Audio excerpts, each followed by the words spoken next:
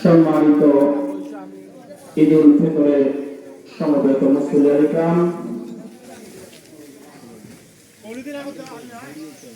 শুরুতেই শাহী মহিয়ান রোজার বিষয়ে, ইবাদতগুলোর বিষয়ে, রমজানুল মুবারকের বিষয়ে ফেরেশতাদের কাছে গৌরব করেন মাহাবিহিমুল মালাইকা। আল্লাহ রাব্বুল আলামিন স্বয়ং নিজেই ফেরেশতাদেরকে, আজকে আমি যেরকম আপনাদের সামনে কথা বলছি, কথা বলার সুযোগ পাচ্ছি, আপনারা বসে কথাগুলো শ্রবণ করছেন, আল্লাহ রাব্বুল আলামিন ঠিক এই মুহূর্তে তিনি এবং নামাজের স্রোতে আমরা তাশাহুদের স্রোতে আত্তাহিয়াতুর স্রোতে আমরা বসি এবং অপর ভাইকে আমরা একটু জায়গা করে দেওয়ার জন্য সহযোগিতা করি। সম্মানিত উপস্থিতি, আল্লাহ সুবহানাহু ওয়া তাআলার একান্ত তৌফিকে যারা আমরা লাইলাতুল কদরকে তালাশ করতে পেরেছি, আমরা ইতিকাফ করেছি, আমরা ধৈর্য ধরেছি, বিপাসিত ছিলাম কিন্তু পানি পান করে দিই, ক্ষুধার্ত ছিলাম কিন্তু মুসলিম যত মুতাল্লিবান আমাদের ছেড়ে বিদায় নিছেন, আমি তাদের সবাই আত্মার মাফরাত করি এবং তাদের সবাইকে আজকে এই খুশিতে স্মরণ করছি।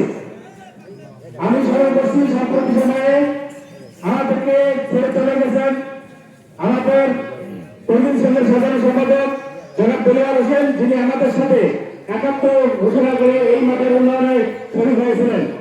আমি স্মরণ করছি আমাদের আবু বকর সিদ্দিক কর্ণিকা ভাইয়ের ছেলে বাবার স্থান সাধু সহ আমার বাবা আব্দুল হামিদ আর ফাকির আলম সহ যারা আমাদের ছেড়ে চলে গেছেন, তাদের সবাই আপনার মাত্রা করছি, আল্লাহ তাদের সবাইকে দেশের উচ্চ মানের দান করে আমিন।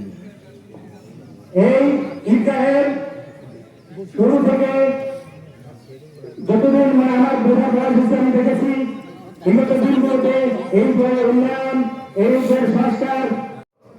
ঈদ মোবারক, ঈদ মোবারক।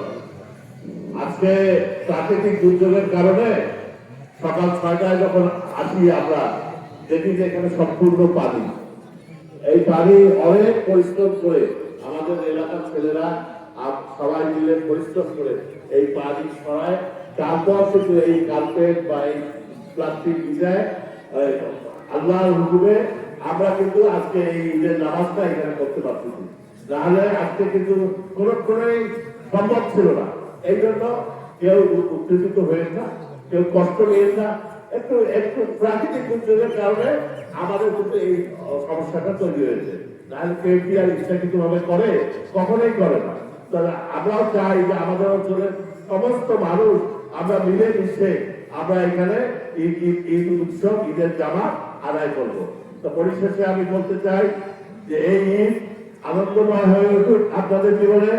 আমাদের অঞ্চলে এই ঈদের সৌভাগ্য বার্তা পৌঁছে যাক, সবাই আমরা একে অপরের পাশে দাঁড়াই এবং সবাই আমরা এই ঈদের উৎসবকে ভাগাভাগি করে নেই, এই প্রত্যাশা রেখে সবাইকে আমার পক্ষ থেকে এবং ঈদগাহ কমিটির পক্ষ থেকে ঈদের শুভেচ্ছা জানিয়ে আমি আমার শুভেচ্ছা বক্তব্য শেষ করছি।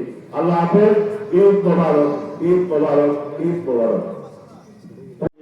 نحمده ونستعينه ونستغفره ونؤمن به ونتوكل عليه ونعوذ بالله من شرور انفسنا ومن سيئات اعمالنا، من يهد الله فلا مضل له ومن يضلل فلا هادي له. نشهد ان لا اله الا الله وحده لا شريك له واشهد ان محمدا عبده ورسوله، خصوصا على اول الصحابه امير المؤمنين ابو بكر الصديق بن قحافه، وعلى الناطق بالحق والصواب امير المؤمنين عمر بن الخطاب، وعلى جامع القران كامل الحياء والايمان امير المؤمنين عثمان بن عفان، وعلى اسد الله الغالب امير المؤمنين علي بن ابي طالب، وعلى القمرين الليل